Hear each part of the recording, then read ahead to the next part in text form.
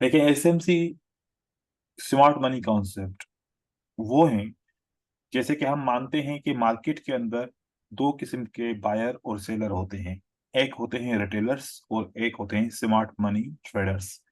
जो smart money traders होते हैं वो hedge fund, mutual investment banks, money managers, इस किस्म की कंपनीज के तरफ से वो ट्रेडिंग करते हैं। उनके पास इन्वेस्टमेंट की वर्थ बहुत ज्यादा होती है और वो बहुत फंड्स होने के बाद के साथ मार्केट के डायरेक्शन को चेंज कर सकते हैं। उनके अंदर इतनी ताकत होती है। और जबकि रिटेलर्स वो वाले ट्रेडर होते हैं जो थोड़े से अमाउंट के साथ होते हैं, लेकिन वो भी, जिसके पास ज्यादा भी अमाउंट होता है, लेकिन ये एक साथ नहीं होते। वो अलग अलग, हर एक बंदा इंडिविजुअल ट्रेडिंग कर रहा होता है। तो जिस तरीके से समंदर के अंदर बड़ी मछलियां छोटी मछलियों को टारगेट करती हैं, इसी तरीके से इस मार्केट के अंदर बड़ी मछलियां हमारे स्मार्ट ट्रेडर्स होते हैं और छोटी मछलियां जो होती हैं वो रिटेलर्स होते हैं, उनको हमेशा टारगेट कर रहे होते हैं। स्मार्ट मनी के जो ट्रेडर्स होते हैं वो हमेशा हमारी साइकोलॉजी के साथ खेल रहे होते हैं, क्योंकि उनको पता होता है कि एक रिटेलर क्या सोचता है, एक रिटेलर कैसे एंट्री करता है, और एक रिटेलर का टारगेट क्या होता है, उसका स्टॉप लॉस क्या होता है, वो सब जानते हैं। वो कोशिश करते हैं कि किसी तरीके से हमें नुकसान पहुंचा के खुद प्रॉफिट हासिल करें, क्योंकि वो मार्केट के लिक्विडिटी प्रोवाइडर्स होते हैं। जो मार्केट के अंदर प्रॉफिट होता है, नुकसान होता है, ये ब्रोकर हमें प्रॉफिट या नुकसान नहीं देते। ब्रोकर सिर्फ हमें सर्विसेज देते हैं ट्रेड करने की, और जो हमें प्रॉफिट मिलता है या फिर जो हमें नुकसान हमारा जाता है, वो लिक्विडिटी प्रोवाइडर्स, यही स्मार्ट मनी ट्रेडर्स, इनकी कंपनीज की तरफ चला जाता है, क्योंकि सबसे बड़े बैंक्स और इन्वेस्टमेंट कंपनीज होती हैं जो इसी मार्केट के अंदर लिक्विडिटी प्रोवाइडर्स होते हैं। तो हमने प्राइस एक्शन सीखा, प्राइस एक्शन की स्ट्रेटजीज को समझा, और उसके बाद हमने उसको ट्रेड करेंगे तो प्रॉफिट उसमें से भी होगा। लेकिन कब हमारी प्राइस एक्शन की स्ट्रेटजीज फेल होंगी, और वो स्मार्ट मनी ट्रेडर्स वाले कैसे हमें फेल करने की कोशिश करेंगे, ये समझना बहुत इंपॉर्टेंट है। जबकि बात हम करते हैं कि इसको कैसे स्टार्ट किया जाए, किस तरीके से इसकी ट्रेडिंग की जाए, और इसके स्ट्रक्चर को कैसे समझा जाए, इनकी लॉजिक्स को कैसे समझा जाए। कुछ स्ट्रक्चर हैं, कुछ इनकी स्ट्रेटजीज हैं, और कुछ इनकी लॉजिक्स हैं थोड़ा सा सिंपल, इतना ज्यादा मुश्किल नहीं है। उनको समझना है और उसको फॉलो करना है। स्ट्रक्चर सबसे पहले समझेंगे, स्ट्रक्चर क्या होता है और वो स्ट्रक्चर को क्या नाम देते हैं, और हम प्राइस एक्शन में स्ट्रक्चर को क्या नाम देते हैं, वो भी। साथ में स्मार्ट मनी ट्रेडर या स्मार्ट मनी टेक्निक्स जो भी होती हैं, हर एक टीचर अपने हिसाब से पढ़ा रहा होता है। इसका कोई मखसूस कोर्स नहीं है कि एक ही कोर्स हो। हर एक का अलग अलग टॉपिक है, हर एक अलग अलग तरीके से पढ़ाता है, अपनी टेक्निक के हिसाब से पढ़ाता है। मेरा तरीकेकार सबसे अलग है, दूसरों का मुझसे अलग है। इस तरीके से मैं वो पढ़ाऊंगा जो मुझे पता है स्मार्ट मनी के बारे में, और मुझे उम्मीद है कि आप लोग समझ जाओगे, और आप लोगों को जब इसके ऊपर काम करोगे तो फायदा भी हासिल होगा। लेकिन इसको कोई भी ट्रेडर किसी भी तरीके से बयान कर सकता है, उसकी अपनी अपनी लॉजिक होती है, ठीक है। तो मैं दो किस्म से आप लोगों को पढ़ाऊंगा। एक, जो मैन्युअल तरीके से मैं आपको स्मार्ट मनी ट्रेडिंग सिखाऊंगा, और दूसरा, एक इंडिकेटर के जरिए मैं आप लोगों को स्मार्ट मनी ट्रेडिंग सिखाऊंगा। आप लोगों को देख रहे होंगे कि इस चार्ट के ऊपर एक इंडिकेटर लगा हुआ है। ये इंडिकेटर आप लोगों को change of character, equal highs, break of structures और हर चीज आपको बता रहा है।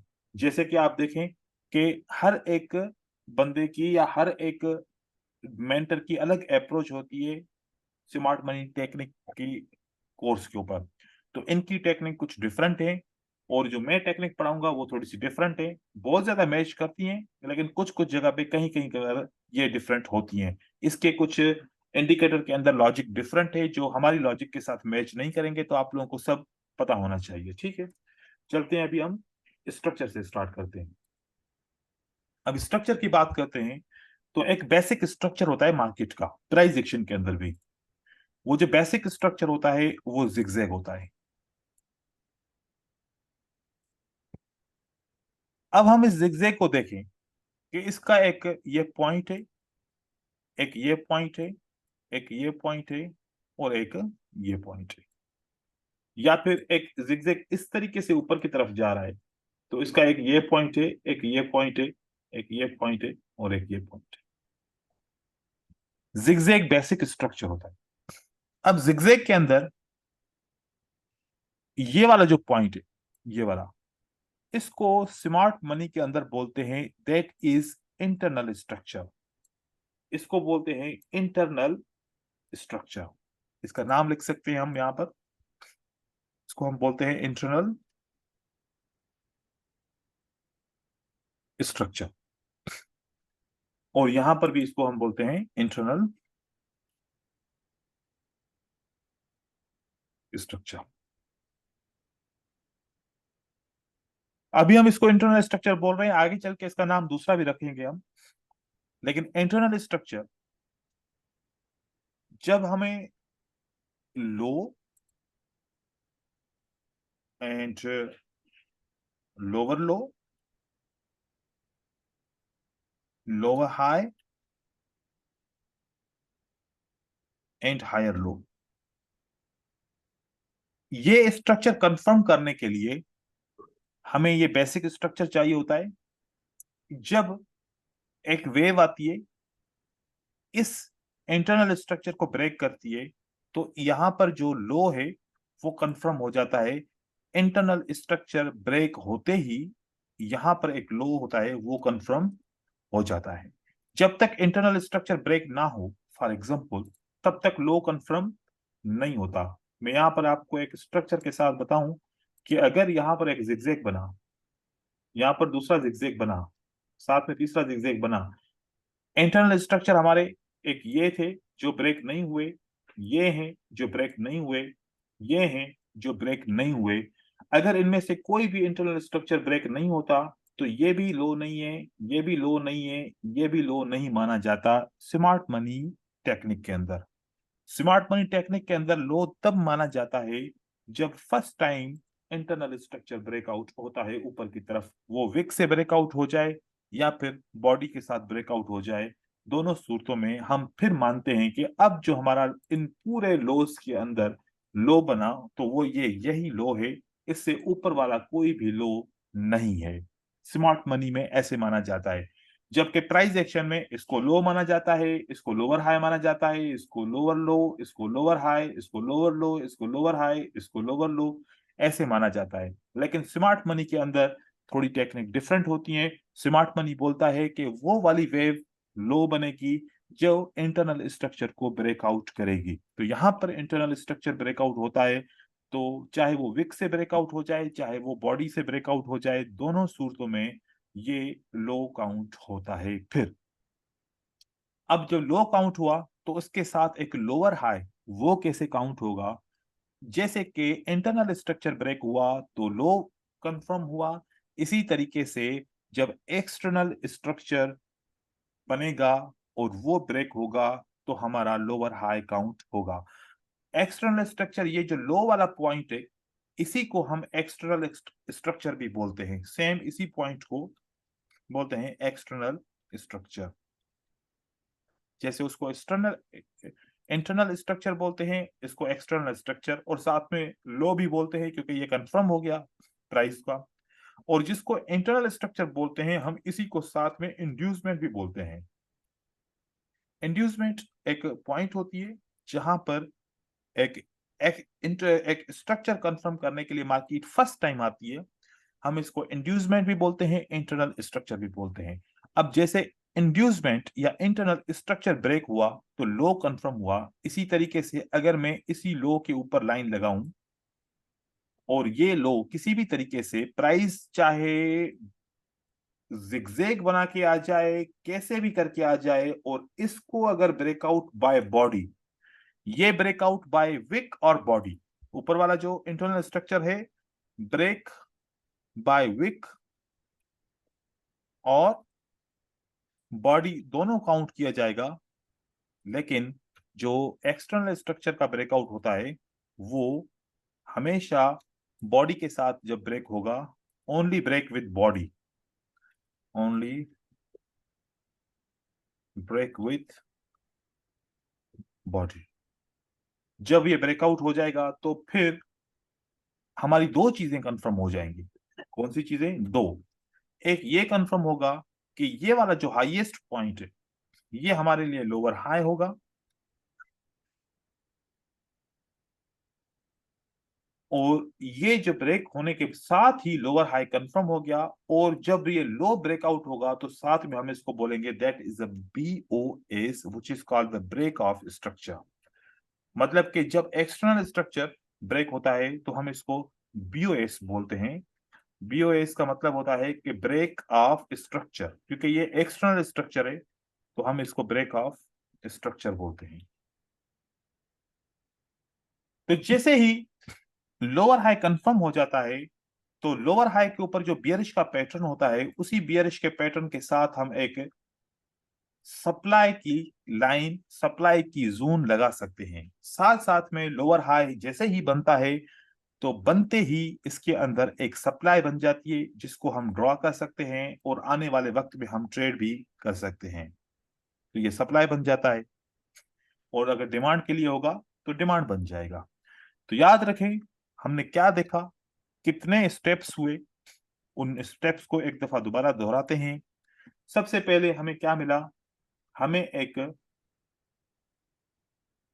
हमें एक मिला जिगजैग, जिसको बेसिक स्ट्रक्चर बोलते हैं, और उस जिगजैग ने इस इंटरनल स्ट्रक्चर को ब्रेक किया। मतलब कि पहला पार्ट था जिगजैग बनना, दूसरा पार्ट था इंटरनल स्ट्रक्चर को ब्रेक होना। जैसे ब्रेक हुआ तो इंड्यूसमेंट, और यहां पर लो कंफर्म हुआ। लो कंफर्म होने के बाद डायरेक्ट भी ब्रेकआउट हो सकता है, एक जिगजैग बना के भी ब्रेकआउट हो सकता है। एक्सटर्नल स्ट्रक्चर ब्रेक हो गया तो लोअर हाई और ब्रेक ऑफ स्ट्रक्चर बना। तो ये था एक बेसिक स्ट्रक्चर। मार्केट इस तरीके से स्ट्रक्चर्स बनाती है और उन स्ट्रक्चर के हिसाब से काम चलता रहता है। जैसे कि करंट वेव के हिसाब से मार्केट अब यहां पर है, ये लेवल इंटरनल स्ट्रक्चर कहलाएगी, ऊपर की लेवल उसका एक अलग नाम होगा, और इससे ऊपर की लेवल का अलग नाम होगा। ये तीन लेवल्स होती हैं, तीनों लेवल्स का अलग अलग नाम होता है। जैसे कि हर जिगजैग के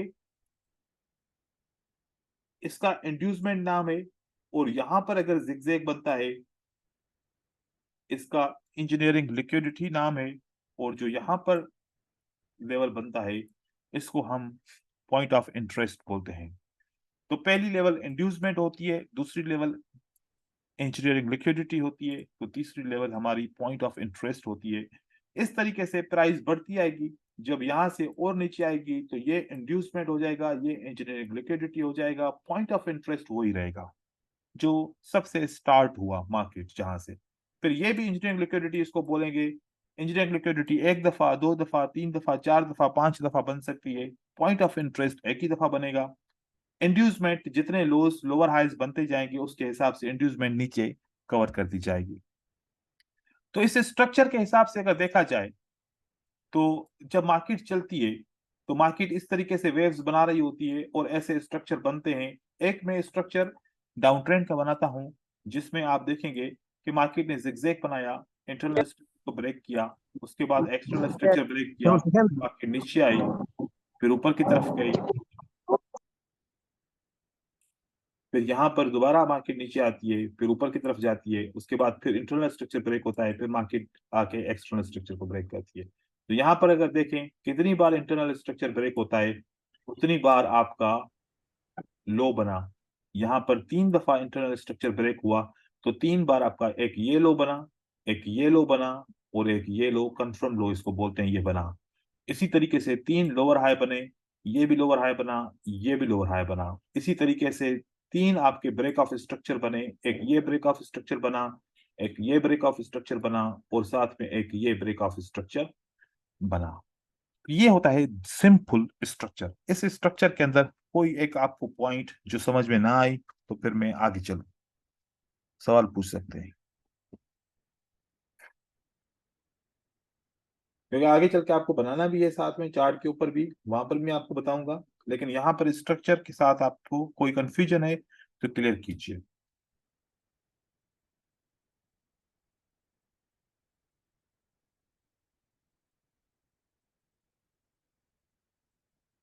आई थिंक किसी को कोई सवाल नहीं है तो बोल ही दिया करेगी सवाल नहीं है। हाँ जी सर, समझ आ गया। गौरव ही बोल रहा है, बाकी सब बोलने के पैसे नहीं लूंगा यार। क्लियर है सब? हाँ, वहां पर अभी आप ग्रुप बाइनरी के ग्रुप में आ जाएं तो वहां पर देखेंगे कैसे लोग बोलते हैं, मौका ही नहीं देते हमें मुझे बोलने का। हाँ हाँ। वहां पर बहुत ज्यादा बोलते हैं बोलो। ठीक है चलो, आगे अब देखते हैं इन चीजों को। मैं कैंडल के साथ आप लोगों को एक दफा बना के दिखाऊंगा, क्योंकि मैं ज्यादा ये कम से कम 3 से 4 दिन के अंदर मैं आपको ये स्ट्रक्चर कंप्लीट कराऊंगा, क्योंकि नहीं तो फिर ये होगा कि चीजें समझ में नहीं आएंगी। आपने आज जो पहला काम करना है वो पहला स्ट्रक्चर को ढूंढना है, समझना है, जैसे कि किस तरीके से स्ट्रक्चर बनता है और कितनी बार बनता है। सबसे पहले आपने जिगजैग देखा, कैंडल्स के साथ इस तरीके से जिगजैग बनना चाहिए। और मैं ये 2 स्ट्रक्चर बनाऊंगा ताकि आपको दोनों स्ट्रक्चर आपके सामने में रखूं। तो यहाँ पर देखिए ये स्ट्रक्चर बना, ये वेव है, और फिर मार्केट में ऊपर की तरफ वेव आती है, बायस आते हैं। ये जरूरी नहीं है कि 2 कैंडल्स हों, इससे ज्यादा भी बन सकती हैं। फिर मार्केट में एक दोबारा वेव आती है सेलर्स की। जो सेलर की वेव होती है उसको इम्पल्स वेव कहते हैं, और जो बायर्स की वेव होती है उसको हम करेक्शन वेव कहते हैं। तो करेक्शन वेव जब खत्म हो जाती है और वहां से बाय जब सेलर स्टार्ट करते हैं, तो हमने देखना होता है कि किसका विक सबसे ऊपर है, सेलर का विक सबसे ऊपर है या फिर बायर का विक सबसे ऊपर है। तो यहाँ पर मैंने बायर का विक ऊपर रखा है, तो वहां पर मैंने सेलर का विक ऊपर रखा है। ये कैंडल ज्यादा भी हो सकती है, इससे कम भी हो सकती है। तो अब हमने वैसे जो प्राइस एक्शन के साथ पढ़ते थे, कहते कि ये लोअर हाई है, हालांकि हम इसको अभी इंटरनल स्ट्रक्चर बोल रहे हैं। जब भी प्राइस चलती जाएगी, इंटरनल स्ट्रक्चर बनता जाएगा। तो इस लेवल को, इस पॉइंट को अब नोट कीजिए कि ये वाली जो पॉइंट है, that is the point, if this will be break, low will be confirm. ये वाली पॉइंट जब ब्रेक होगी तो लो हमारे लिए कंफर्म हो जाएगा। और लो कंफर्म करने के लिए बायर को वापस ऊपर की तरफ आना चाहिए। बायर ऊपर किसी भी तरीके से आ सकते हैं, डायरेक्ट भी कैंडल आ सकती हैं या फिर कम होके भी आ सकती हैं। हम यहाँ पर डायरेक्ट कैंडल्स को लेके आते हैं, यहाँ पर देखिए इस तरीके से ऊपर जाके फिर वापस कैंडल रिवर्स हो जाती है इसी रेजिस्टेंस के नीचे क्लोज होने के लिए। ये भी हो सकता है। अब इस बार ब्रेकआउट किसकी तरफ, किसके साथ हुआ? ये ब्रेकआउट हुआ हमारे विक के वीक के साथ, साथ। और मार्केट रिवर्स हुई। और जैसे ही ब्रेकआउट हुआ, जैसे ही ब्रेकआउट हुआ, तो यहां पर एक टैग लग गया। वो टैग कौन सा होगा हमारा? लो का टैग होगा। ये लो कंफर्म हो गया, ये लो कंफर्म हुआ, लेकिन हकीकत में ये वाला पॉइंट क्या है? That is the point which is called the external structure, that is the point external. which is called the internal structure। मतलब ये तो बात, चाहे ब्रेकआउट हो चाहे ब्रेकआउट ना हो, तो इसको तो हम चेंज नहीं कर सकते। ये हमारे लिए इंटरनल स्ट्रक्चर और एक्सटर्नल स्ट्रक्चर हमेशा के लिए रहेंगे। ठीक है, इंटरनल स्ट्रक्चर, और ये हमारे लिए रहेगा एक्सटर्नल स्ट्रक्चर हमेशा के लिए। एक्सटर्नल स्ट्रक्चर की कंडीशन ये होती है कि इंटरनल स्ट्रक्चर ब्रेक हो तो ये एक्टिव हो जाता है। और साथ साथ में ये जो पॉइंट है, इसको हम इंड्यूसमेंट भी लिख लें, क्योंकि ये भी आगे चल के वैसे भी पढ़ना है। इंड्यूसमेंट हो गई। अब ये इंड्यूसमेंट, यहां पर लोग क्या करते हैं कि यहाँ पर सप्लाई बनाते हैं। हम वो बाइनरी ऑप्शन में ट्रेड करने के लिए सप्लाई लगाते हैं कि ये सप्लाई है। ये हकीकत में सप्लाई ये नहीं है। सप्लाई तब बनती है जब लोअर हाई बनता है, और बाइनरी ऑप्शन में तो हम इसको भी लोअर हाई काउंट करते हैं, और हकीकत में ये इंटरनल स्ट्रक्चर होता है, ये लोअर हाई भी नहीं होता, क्योंकि लोअर हाई की भी एक कंडीशन होती है कि जब तक एक पॉइंट ऐसी बने जहां से इंटरनल स्ट्रक्चर भी ब्रेक हो, साथ में एक्सटर्नल स्ट्रक्चर भी ब्रेक हो, तब जाके लोअर हाई बनता है। ये वो वाला बाइनरी ऑप्शन वाला हम नहीं मानते फॉरेक्स मार्केट में। ये सप्लाई नहीं है। सप्लाई हमेशा होती है, ये कच्ची सप्लाई समझो, बोलो कि काम करे इसकी मर्जी है, ना करे इसकी मर्जी है। ये इंड्यूसमेंट या इंटरनल स्ट्रक्चर से मार्केट रिवर्स होगी, इसके 50% चांसेस होंगे। ये नोट कर लें आप लोग, इसके 100% चांसेस नहीं होंगे। अब अगर दूसरी बात देखी जाए, एक मैं आप लोग को याद कराऊं बात जो हमने पढ़ा था शुरू शुरू में। ये क्या, कौन सा फ्लो है?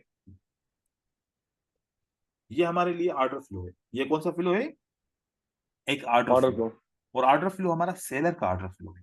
तो यहां से सेलर का ऑर्डर फ्लो ब्रेक नहीं हुआ और मार्केट रिवर्स हुई, तो ज्यादा चांसेस है मार्केट कहां जाएगी, उसका टारगेट क्या रहेगा, जो हमारा एक्सटर्नल स्ट्रक्चर है वो हमारा ब्रेक होगा। अब यहां से एक बात कंफर्म हो गई कि इंटरनल स्ट्रक्चर विक से ब्रेकआउट हुआ और हमारा ये वाला लेवल ब्रेकआउट नहीं हुआ और ऑर्डर फ्लो से सेलर्स वापस आ रहे हैं, तो अब टारगेट क्या है, नंबर वन कि एक्सटर्नल हमारा structure. Target external structure will be breaked. तो ये हम श्योर शॉट ट्रेड कर सकते हैं इस तरीके से कि ऑर्डर फ्लो सेलर का था और उसके बाद यहाँ पे कंफर्मेशन कैंडल आ गई और इस कंफर्मेशन कैंडल का अब टारगेट है एक्सटर्नल स्ट्रक्चर को ब्रेक करना। अब ये वाला लेवल हमारा ब्रेक होगा, ये जैसे ही लेवल ब्रेक होगा, ये डायरेक्ट ब्रेक हो सकता है, ये ग्रीन कैंडल भी आके उसके साथ मिलके भी ब्रेक कर सकते हैं किसी भी तरीके से, तो ये ब्रेक हो सकता है। जरूरी नहीं है कि सारी रेड कैंडल हो, ये मैं आप लोगों को समझाने की खातिर ऐसे कर रहा हूँ। ठीक है, तो ये हमारा जैसे ही एक्सटर्नल स्ट्रक्चर ब्रेक हो गया, एक एक्सटर्नल स्ट्रक्चर ब्रेक होगा, दो चीजों का टैग लगेगा। एक लगेगा कि ये हमारे लिए क्या कंफर्म हो गया, लोअर हाई कंफर्म हो गया,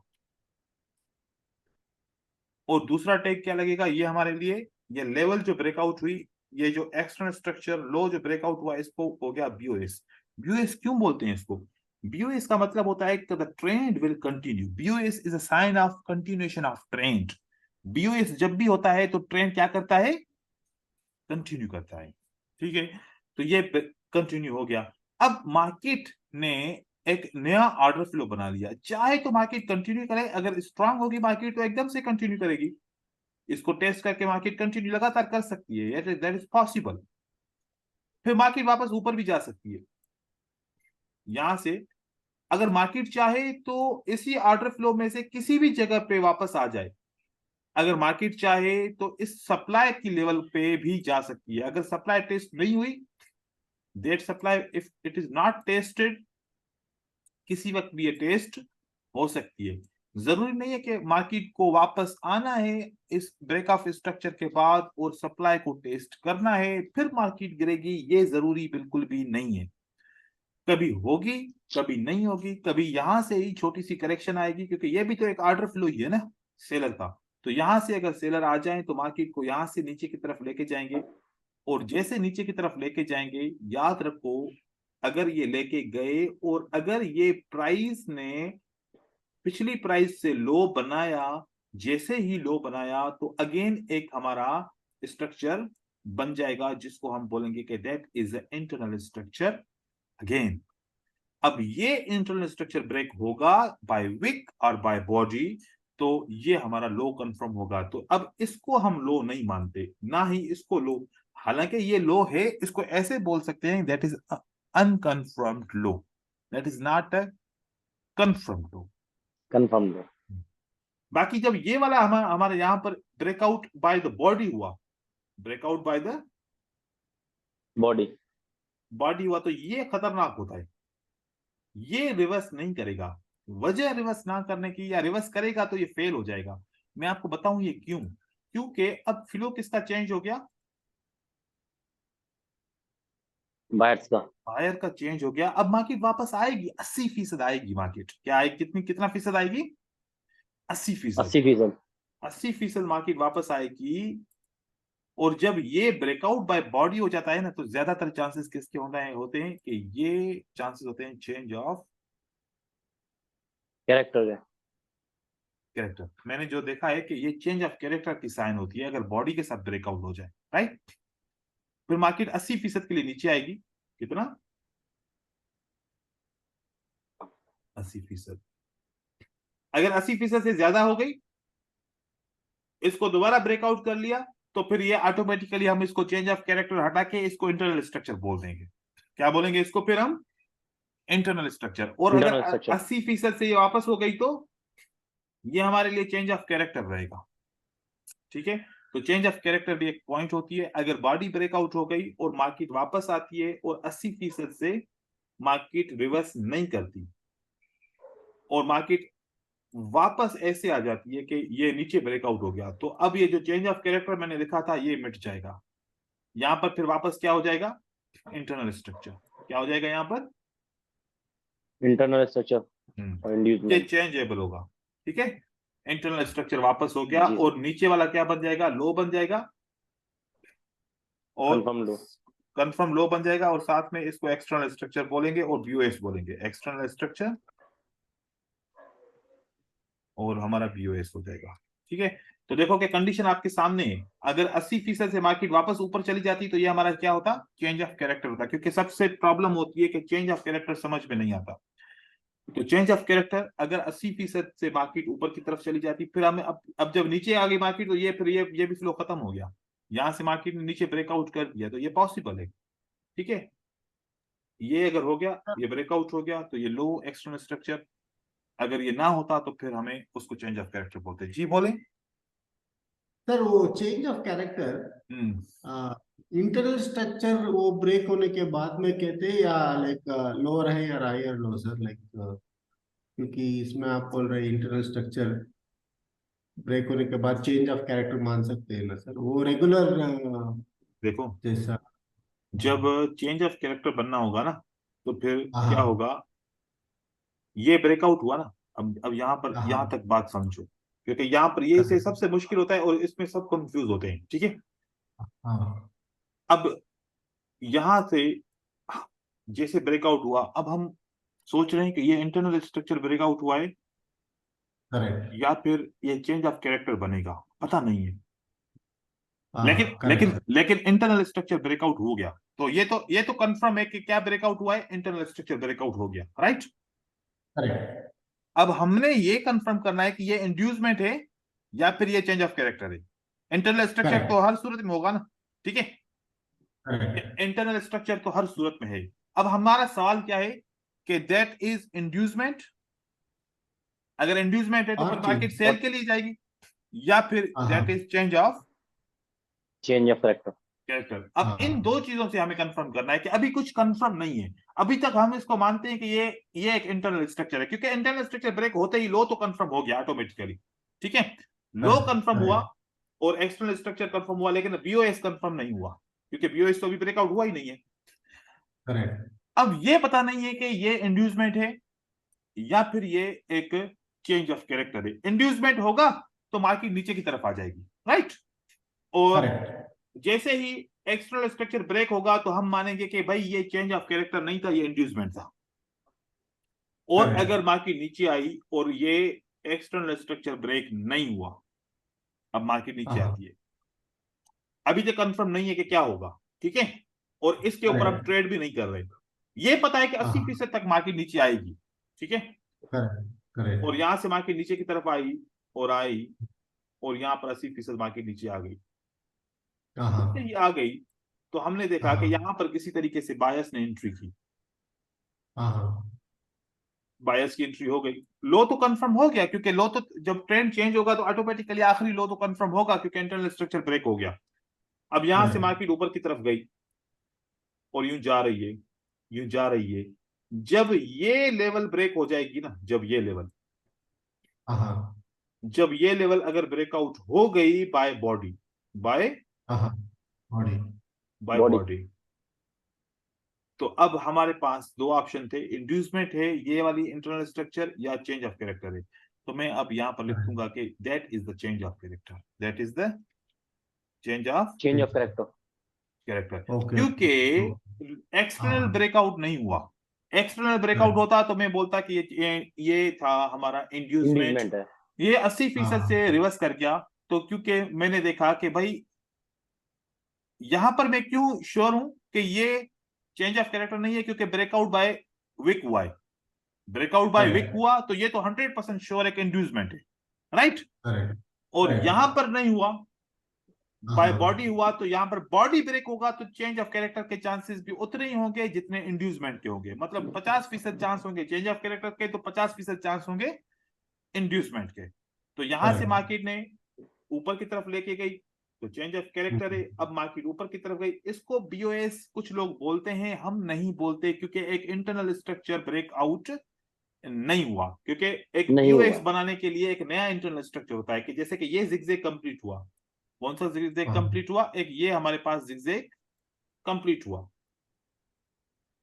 तो ये हमारे पास एक जिगजैग है। ठीक हो गया, तो एक ओके नया ब्रेक ऑफ स्ट्रक्चर बनाने के लिए तो ये जिगजैग मार्केट ऐसे नीचे आ जाए फिर ऊपर की तरफ चली जाए तो फिर माने कि भाई अभी ये हमारा ब्रेक ऑफ स्ट्रक्चर हुआ। अगर ऐसा नहीं करती मार्केट, तो मार्केट के पास बहुत सारे ऑप्शन है। मार्केट क्या करती है, फिर एक रेड कैंडल आएगी या दो कैंडल रेड आएगी, एक भी आ जाए चलेगा, ठीक है, ओके। आ गई, और उसके बाद फिर बायर ऊपर की तरफ गए, ठीक है, हाई बनाया, अगेन सेलर्स आए, इसी लेवल को ब्रेकआउट किया, ठीक है, और उसके बाद फिर मार्केट को वापस ऊपर की तरफ लेके गए, that will be called the high is confirmed and BO. break of structure happens, ठीक ओके। है। लेकिन जो चेंज ऑफ कैरेक्टर की जो थ्योरी है ना, change of character means the change of trend. Correct. Change of हाँ। ट्रेंड तब होता है जब ऑर्डर फ्लो चेंज होता है। करेक्ट। ऑर्डर फ्लो चेंज मतलब कि जब बॉडी के साथ ब्रेकआउट हुआ तो लास्ट सेल की वेव कंट्रोल हुई, मतलब कि order flow is changed. Now order हाँ फ्लो इज चेंज्ड, ये ट्रू ऑर्डर फ्लो हुआ या फॉल्स हुआ, ये 50% इसके चांस है। और अगर ये ट्रू है तो चेंज ऑफ कैरेक्टर कहेंगे या इसको ऑर्डर फ्लो एक्सचेंज कहेंगे। अगर ये फेल हुआ तो वापस इंड्यूसमेंट बन जाएगा। Inducement is a liquidity level जहां से मार्केट वापस रिवर्स एक्सेल की तरफ चली जाएगी। तो ये चीज हो ओके। सकती है। तो चेंज ऑफ कैरेक्टर मतलब कि हमेशा कोई ऐसी कंफर्म लेवल नहीं होती, और इंड्यूसमेंट भी एक सूरत में कंफर्म लेवल होती है और एक सूरत में 50-50 चांस होते हैं जहां पर चेंज ऑफ कैरेक्टर और इंड्यूसमेंट आपस में मिल जाते हैं। हाँ हाँ। ठीक हो गया। ओके जी सर, सर। गॉट तो आई थिंक इट। पिछली बार से या पिछली दफा जितने भी हमने चेंज ऑफ कैरेक्टर के बारे में पढ़ा था, उनसे आज आप लोगों को बहुत क्लियरनेस हुई होगी कि चेंज ऑफ कैरेक्टर हकीकत में बनता कैसे है।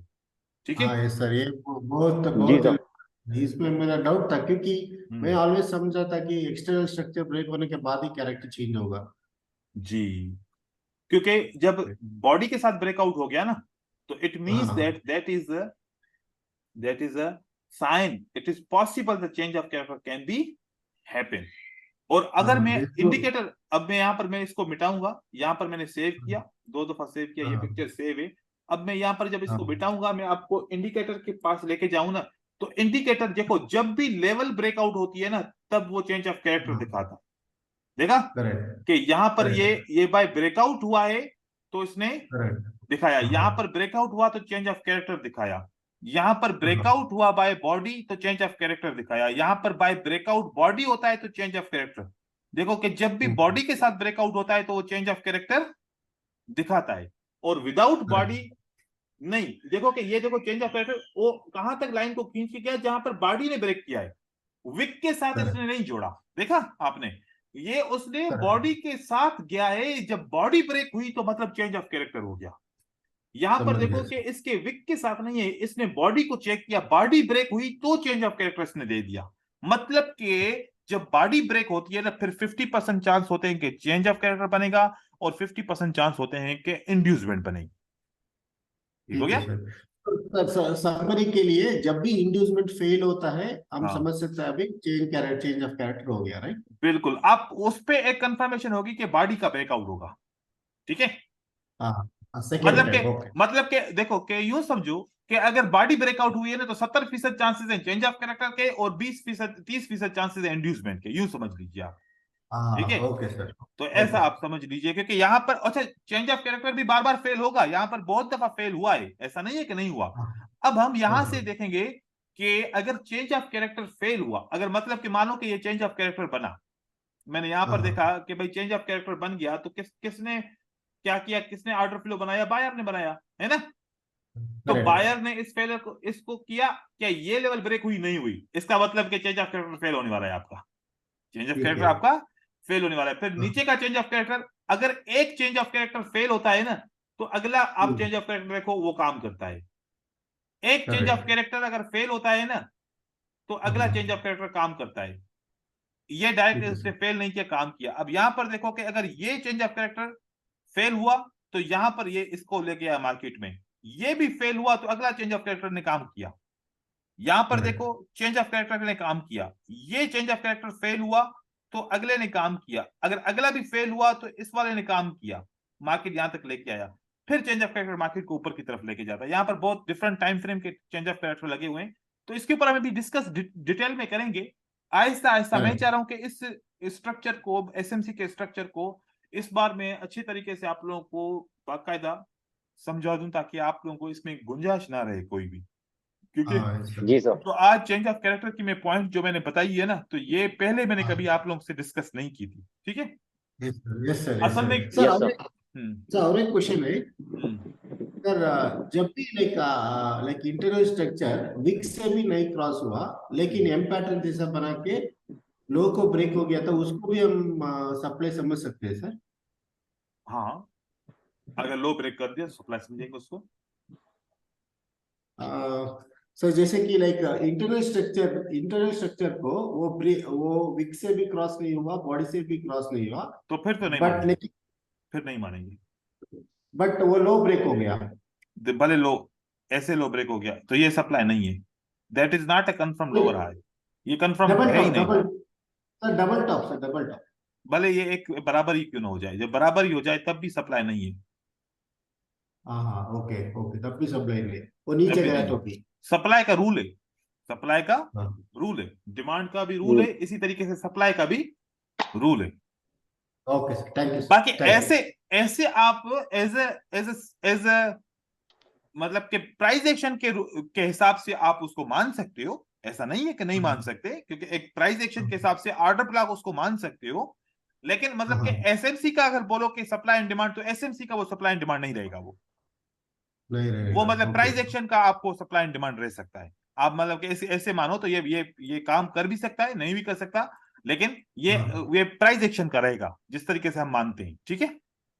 ठीक है सर, ओके। ओके, तो आज के लिए इतना बेटर है, क्योंकि अब दूसरे कुछ बिगनर्स भी हैं, उनको भी थोड़ा समझना है, कवर करना है, और फिर आगे हाँ चलेंगे। सर, अब इसको मजीद हम हाँ आहिस्ता सर, आहिस्ता करेंगे, कल थोड़ा थैंक यू सा, सर। हाँ आगे इसको मजीद लेके जाएंगे, ठीक है। फिर मिलते हैं इंशाल्लाह अगली क्लास में। Thank you. नमस्कार सर। थैंक नमस्कार। यू।